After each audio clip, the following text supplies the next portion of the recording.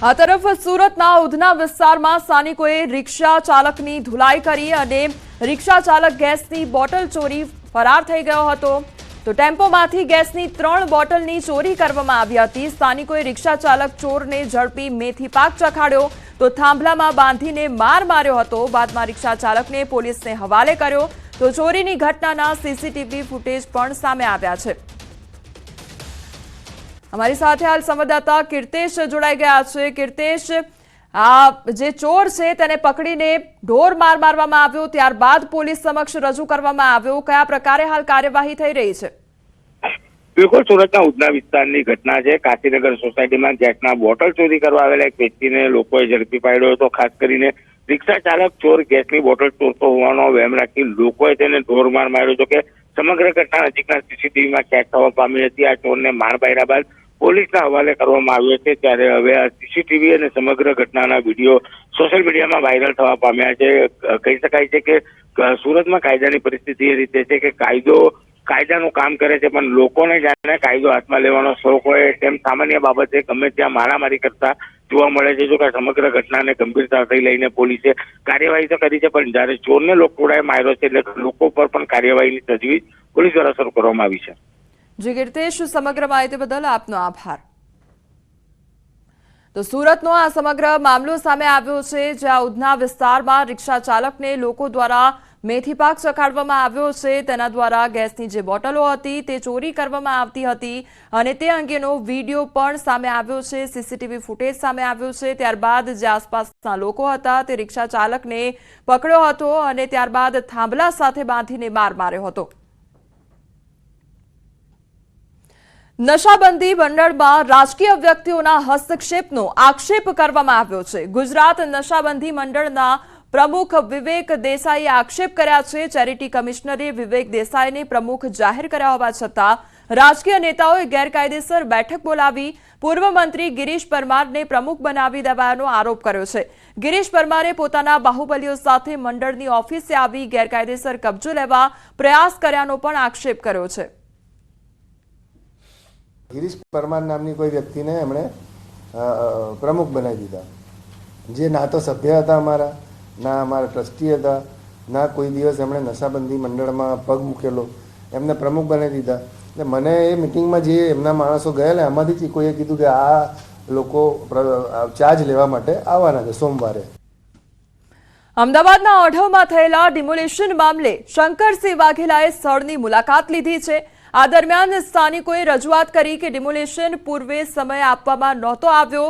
મહત્વનું છે કે ઓઢવમાં રબારી વસાહતમાં 60 વર્ષથી વધુ સમયથી રહેતા પરિવારોના મકાન તોડવામાં આવ્યા હતા।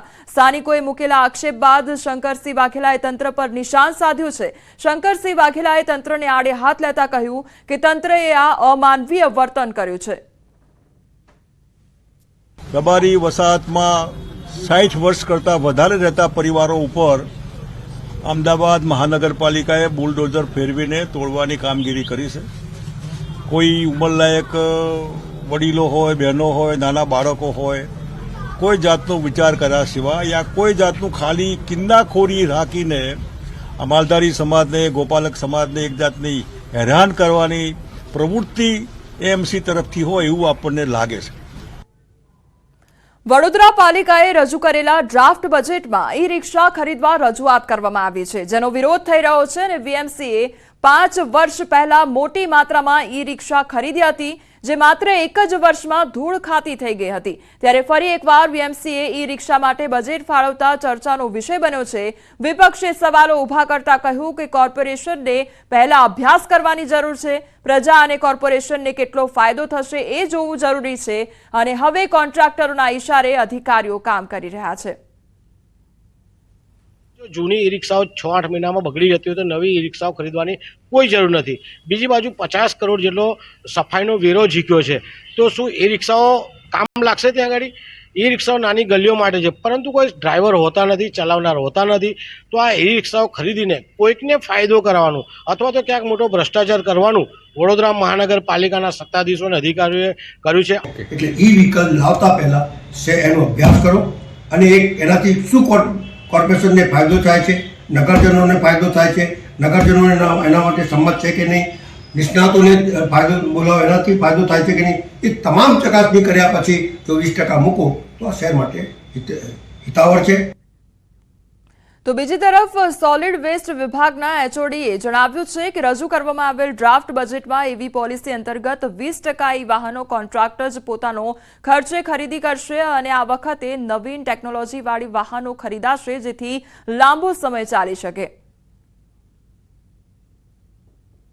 હાલ હવે ટેકનોલોજી ચેન્જ થઈ ગઈ છે ઇલેક્ટ્રિક વ્હીકલોમાં, એટલે એમાં 5 વર્ષની લિથિયમ આયનની બેટરીની વોરંટી હોય છે. બધું બીજું 2 વર્ષ એક્સટેન્શન આપેલે 7 વર્ષ સુધી વ્હીકલ ચાલી શકે, એટલે આપણને કોસ્ટિંગ ઓછી પડે. આ જે વ્હીકલો છે તે ઇજારદારે ખરીદવાના છે અને તે જ ચલાવવાના છે, એ આપણી કન્ડિશન છે, એટલે તેઓ મેન્ટેન કરે છે. અમદાવાદમાં હવે અદ્યતન ટેકનોલોજીથી અંડરપાસનું મોનિટરિંગ કરવામાં આવશે. અંડરપાસમાં પાણી ભરાતા ઓટોમેટિક બૂમ બેરિયર બંધ થશે.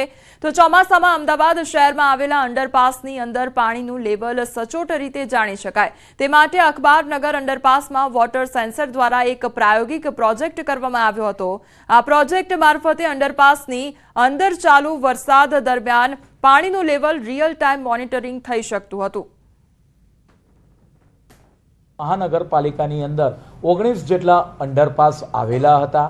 આ અંડરપાસની અંદર જ્યારે પાણી ભરાય ત્યારે એને મેન્યુઅલી હાલમાં બંધ કરવા પડતા હતા, પરંતુ નવી ટેકનોલોજી અને સ્ટાર્ટઅપ મેડ ઇન ઇન્ડિયા આધારિત આપણે વાત કરીએ કે આ વખતે સેન્સર આધારિત આપણે વાત કરીએ કે બૂમ બેરિયર 19 જેટલા અંડરપાસોની અંદર લગાવવામાં આવશે. પરિણામે જ્યારે ચોમાસાની અંદર વરસાદ અંડરપાસની અંદર ભરાવા લાગે ત્યારે 60 સેન્ટીમીટર જેટલું જો લેવલ થાય તો ઓટોમેટિક બેરિયર એનું તાત્કાલિક બંધ થઈ જશે સેન્સર આધારિત, અને 60 સેન્ટીમીટરથી જ્યારે લેવલ ઓછું થતું જાય એને આધારે ઓટોમેટિક બૂમ બેરિયર